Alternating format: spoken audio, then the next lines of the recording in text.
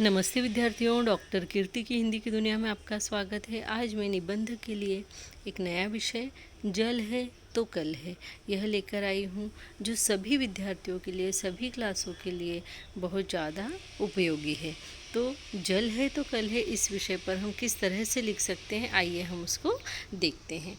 मैंने यहाँ इस तरीके से लिखा हुआ है कि जिस प्रकार से हवा के बिना अर्थात सांस लिए बिना जिया नहीं जा सकता, उसी प्रकार बिना जल के भी अधिक समय तक जिया नहीं जा सकता। यानी जिस तरह से हवा हमारे लिए ज़रूरी है जीने के लिए, उसी तरह पानी भी हमारे जीने के लिए बहुत ज़्यादा ज़रूरी है। आगे हम देखते हैं प्राकृतिक जल स्रोतों, जैसे नदी, झरने, वर्षा, ये सब क्या है? प्राकृतिक जल स्रोत है ना, प्रकृति प्रदत्त है हमको। तो ये इनके साथ साथ मानव निर्मित स्रोत जैसे तालाब, कुएं आदि मनुष्य को पानी की आपूर्ति करते हैं।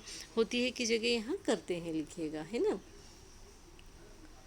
इनसे मनुष्य को क्या, आदि से मनुष्य को पानी की आपूर्ति होती है, यानी इन सब चीज़ों से मनुष्य को पानी मिलता है।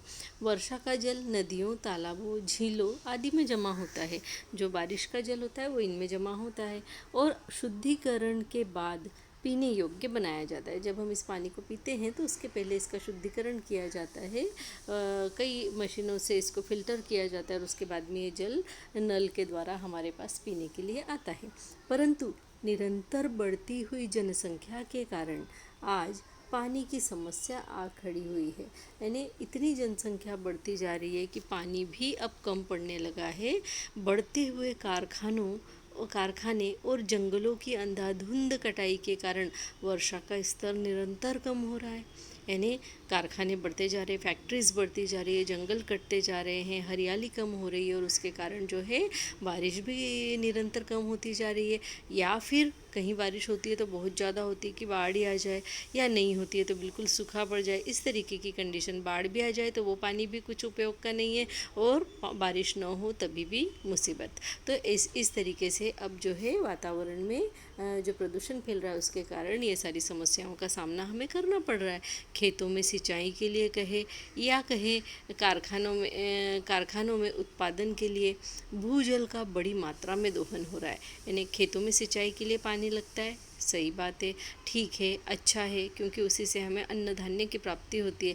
लेकिन कारखानों में उत्पादन के लिए जो भूजल का उपयोग कर रहे हैं, यानी जो नदी है, तालाब है, इनसे या जो झरने हैं, इनमें से, झीलों में से अगर पानी लिया जाए तो कोई बात नहीं, लेकिन जो ज़मीन के अंदर से बोरवेल वगैरह बनाकर, नलकूप बनाकर जो पानी का दोहन किया जा रहा है, उसके कारण जो ज़मीन है उसके अंदर का भी जल स्तर कम हो रहा है। तो पहले ज़मीन को लेकर दो देशों के बीच में युद्ध हुआ करते थे, लड़ाइयाँ हुआ करती थी, है ना। अब यहाँ पे आपको ये चीज़ यहाँ पे लिखना है। ये जो है क्या लिखा हुआ है मैंने, लड़ाइयाँ, ठीक है, यहाँ बिंदी लग जाएगी। इस तरीके से लड़ाइयाँ लिख सकते हैं या फिर ऐसे आप युद्ध लिख सकते हैं, ठीक है। तो कहने का मतलब है कि ज़मीन को लेकर दो देशों के बीच में युद्ध होते थे, अब वे पानी को लेकर लड़ने लगे हैं। हम देख रहे हैं हिंदुस्तान पाकिस्तान के बीच में भी लड़ाई हो रही है कि यहाँ से जो नदी बहकर वहाँ जाती है, वहाँ से यहाँ आती है, वो नदी का पानी रोकने का वगैरह, मतलब किस तरीके से हम आज पानी के लिए लड़ने शुरू हो गए हैं। सिर्फ भारत ही नहीं बल्कि पूरे विश्व में पानी की समस्या विकराल रूप ले रही है। यानी सिर्फ हम ही इसका सामना नहीं कर रहे हैं, तो पूरा विश्व, पूरा संसार जो है इस समस्या का सामना कर रहा है कि पानी की कमी सभी दूर हो रही है। दक्षिण अमेरिका के वेनेजुएला में तो पानी सोने के भाव बिक रहा है। वेनेजुएला एक ऐसा जगह है जहाँ पर सोने के भाव में पानी बिकता है। यहाँ लोगों को पीने के लिए भी पानी नसीब नहीं हो रहा। कहा तो यह भी जाता है कि दूसरा विश्व युद्ध पानी की समस्या से ही जन्म लेगा। यानी अगर इस तरीके की अवस्था बनी रही तो फिर पानी के कारण ही दूसरा विश्व युद्ध होगा। नॉर्थ अफ्रीका का मोरक्को एक ऐसा देश है जिसने पानी की समस्या से बचने के लिए पानी की खेती करके दुनिया के सामने एक मिसाल पेश कर दी है। यानी इन्होंने एक नया आइडिया अपनाया जिसके कारण जो है पानी की समस्या को कम किया गया। कैसे इन्होंने खेती में उस पानी का यूज़ किया, यह सब उन्होंने वैज्ञानिक तरीकों को अपनाकर किया है।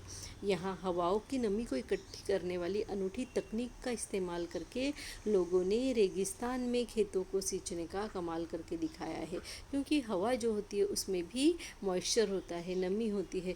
तो उस नमी को किस तरीके से इकट्ठा किया जाए और फिर उसका खेतों में कैसे उपयोग किया जाए, इस तकनीक को उन्होंने ईजाद कर लिया है। और इससे रेगिस्तान में भी उन्होंने सींचने का अर्थात इरिगेशन का कार्य करके दिखाया है। इन सभी बातों से हमें पानी का महत्व समझ में आता है। यानी अब हमें समझ में आता है कि भाई पानी का क्या महत्व है। आजकल शहरों की गंदगी को पानी में बहाकर उसे प्रदूषित किया जाना आम बात हो गई है ना। जो कारखानों से निकलने वाला पानी, घरों से निकलने वाला पानी, जो भी गंदा पानी है वो सब निकल के क्या होता है, तालाबों में, कुओं में, नदियों में, समुंदर में मिला दिया जाता है। तो हालांकि सरकार इस क्षेत्र में अथक प्रयास कर रही है, फिर भी सरकार के साथ ही देश का हर व्यक्ति भी पानी को बचाने का प्रण कर ले तो इस समस्या से बचा जा सकता है। यानी सरकार तो अपने स्तर पे, गवर्नमेंट तो अपने स्तर पे काम करती ही करती है, लेकिन ये हमारा सबका भी व्यक्तिगत कर्तव्य बनता है कि हम अपने घर से जो है किसी तरीके की समस्या को उत्पन्न न होने दें, या हमारी तरफ से हम कोई समस्या उत्पन्न न होने दें। ज़रूरत है हमें अपने रोज़मर्रा के कामों में पानी को बचाने की। यानी अब हम क्या कर सकते हैं, छोटी छोटी चीज़ों से है ना, हम अपने रोज़मर्रा के जो भी काम है, बर्तन, कपड़े, झाड़ू पोछा, या हम किसी भी तरीके से कोई और तरीका जिससे हम पानी की बर्बादी करते हैं उसको रोकना, नलों को व्यवस्थित रखना, नलों में से पानी न टपकने देना वगैरह, इन सब चीज़ों को करके हम पानी की बचत कर सकते हैं। तो हमें अपने रोज़मर्रा के कामों में पानी को बचाने की ज़रूरत है, आवश्यकता है। ज़रूरत के अनुसार ही उसे वापरने की भी आवश्यकता है। पानी का अपव्यय रोकने की आवश्यकता है। तो हम सभी को इसके लिए प्रयत्न करना पड़ेंगे, क्योंकि आखिर जल है तो कल है ना। अगर पानी नहीं होगा तो हमारा कल भी नहीं होगा, हमारा भविष्य भी नहीं होगा। और आज हम तो पानी यूज़ करके और रह रहे हैं, लेकिन आने वाली पीढ़ी के लिए ये समय आने वाला समय बहुत ज़्यादा कठिन हो जाएगा। तो विद्यार्थियों, अब आपको जल है तो कल है इस विषय पर जो लिखा हुआ निबंध है खूब अच्छे से समझ में आ गया होगा। अगर इसमें किसी प्रकार की कोई परेशानी हो तो आप मुझे कमेंट बॉक्स में लिखकर पूछ सकते हैं। मैं आपके प्रश्न के उत्तर देने की जल्दी से जल्दी प्रयत्न करती हूँ।